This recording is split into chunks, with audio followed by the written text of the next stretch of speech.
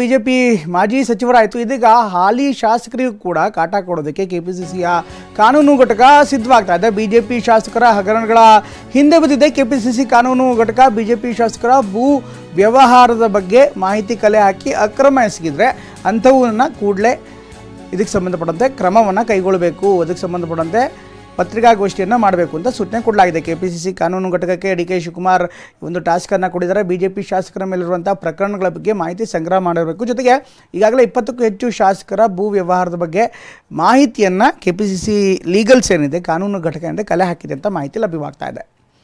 ಈ ಬಗ್ಗೆ ಇನ್ನಷ್ಟು ಹೆಚ್ಚಿನ ಮಾಹಿತಿಯನ್ನು ನೀಡಿದ್ದಾರೆ ನಮ್ಮ ಪ್ರತಿನಿಧಿ ಪ್ರಸನ್ನ. ನೇರ ಸಂಪರ್ಕದಲ್ಲಿ ಜಾಯ್ನ್ ಆಯಿತು. ಪ್ರಸನ್ನ, ಹೊಸ ಟಾಸ್ಕು, ಹೊಸ ರಾಜಕಾರಣ, ಹೊಸ ರೀತಿಯಂಥ ದಾಳ.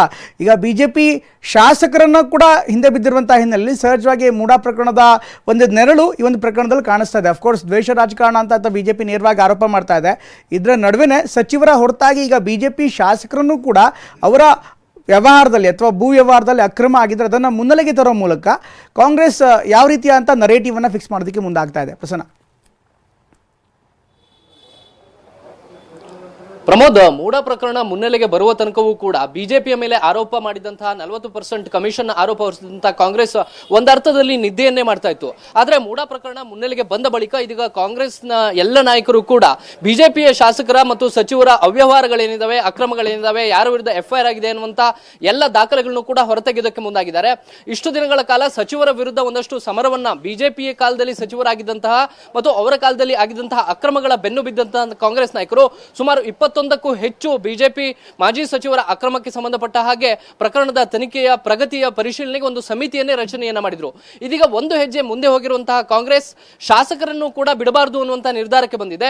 ಕೇವಲ ಬಿಜೆಪಿಯ ಮಾಜಿ ಸಚಿವರು ಮಾತ್ರವಲ್ಲ, ಬಿಜೆಪಿಯ ಹಾಲಿ ಸಚಿವರ ವಿರುದ್ಧವೂ ಕೂಡ ಏನೆಲ್ಲ ಪ್ರಕರಣಗಳು ದಾಖಲಾಗಿದ್ದಾವೆ ಅಂತಹ ಮಾಹಿತಿಗಳನ್ನ ತೆಗಿಬೇಕು ಅಂತ ಹೇಳಿ ಒಂದಷ್ಟು ಟಾಸ್ಕ್ ಅನ್ನ ಇದೀಗ ಕೆಪಿಸಿಸಿ ಅಧ್ಯಕ್ಷ ಡಿ ಕೆ ಶಿವಕುಮಾರ್ ಅವರು ಅವರ ಕಾನೂನು ಘಟಕಕ್ಕೆ ನೀಡಿದ್ದಾರೆ.